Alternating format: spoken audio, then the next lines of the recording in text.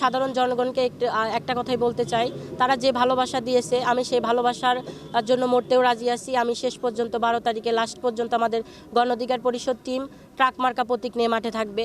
এটা আমাদের শেষ মেসেজ, এটার সে নড়চড় হবে না। আমরা কোনো দলের সাথে লিয়াজু করিনি, করবও না। আমরা ট্রাক প্রতীক নিয়ে শেষ পর্যন্ত মাঠে থাকবো ইনশাল্লাহ। যেহেতু আমি সাধারণভাবেই মানুষের কাছে গিয়েছি, মানুষ আমাকে যথেষ্ট সাড়া দিয়েছে এবং আপন করে নিয়েছে, সেই দিকে আমি শতভাগ আশাবাদী যে মানুষ যোগ্য মানুষকে গ্রহণ করবে, তাদের মূল্যবান ভোটকে তাদের সঠিক মানুষকেই দিবে। আমি বিভিন্ন জায়গা থেকে হুমকির শিকার হয়েছি বা হচ্ছি। আমার অনেক জায়গায় থেকে আমার ব্যানারও ছিঁড়ে ফেলা হয়েছে এবং আমার যে টিম কাজে গিয়েছে তাদেরকেও বিভিন্ন হুমকিমূলক কথা এসেছে। কিন্তু আমি মাঠে নেমেছি মানুষের ভালোবাসা নিয়ে, কোনো দলকে নির্ভর করে নয়। কাজে দলের সাথে আমার বিরোধ নেই, থাকবেও না। তো আমি আমার জায়গা থেকে তাদেরকে একটা মেসেজই দিতে চাই, আমরা মানুষের কল্যাণে কাজ করতে মাঠে নেমেছি। আপনাদের প্রত্যাশাও যেন সেটাই থাকে যে জনগণ যাকে পছন্দ করবে তাকে নির্বাচিত করবে।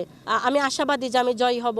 সেই জায়গা থেকে আমার উপর হামলা আসতে পারে, আপনারা একটু সঠিকভাবে পর্যবেক্ষণ করবেন যাতে মানুষ সঠিকভাবে ভোট কেন্দ্রে যেতে পারে, তার মূল্যবান ভোটটি সঠিক মানুষকে দিয়ে সঠিকভাবে তাদেরকে নির্বাচিত করতে পারে। আমি সংসদে গেলে যাওয়ার আগেই আমি আমার এলাকাবাসীকে নিয়ে বসবো, তাদের সমস্যাগুলো সামনাসামনি থেকে দেখব এবং তাদের সামনাসামনি থেকে তাদের সমস্যাগুলো সমাধান করার চেষ্টা করব।